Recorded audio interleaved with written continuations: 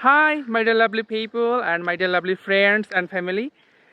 Do you all hear me or do you all see me? আপনারা যদি সবাই আমাকে শুনতে এবং দেখতে পারেন তাহলে আপনাদের সাথে আজ খুবই মজার একটি টপিকস বা বিষয় শেয়ার করতে চলেছি। বিষয়টি হচ্ছে আমরা ইংলিশে কথা বলার সময় অতীতের কিছু নিয়ে বলতে যেয়ে অনেক সময় দ্বিধাবোধ করি, তাই না?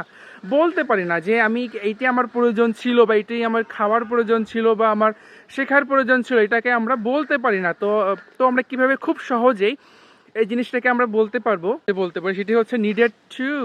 ওকে, নিডেড টু এর অর্থ হচ্ছে প্রয়োজন ছিল।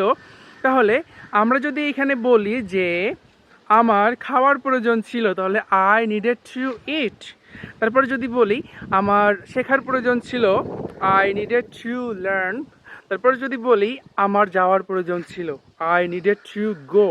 ঠিক এইভাবে আমি যেভাবে খুব সহজেই ইজিলি সিম্পলি বাক্য তৈরি করছি বা সেন্টেন্সেস মেক করছি, আপনারাও চাইলে খুব সহজে আমার মতো নিডেড টু দিয়ে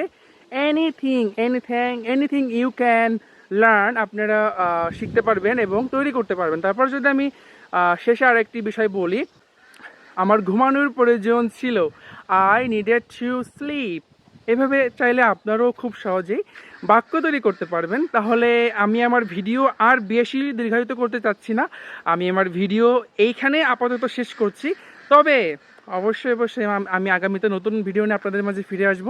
সেই পর্যন্ত সবাই ভালো থাকবেন, সুস্থ থাকবেন। খোদা হাফেজ।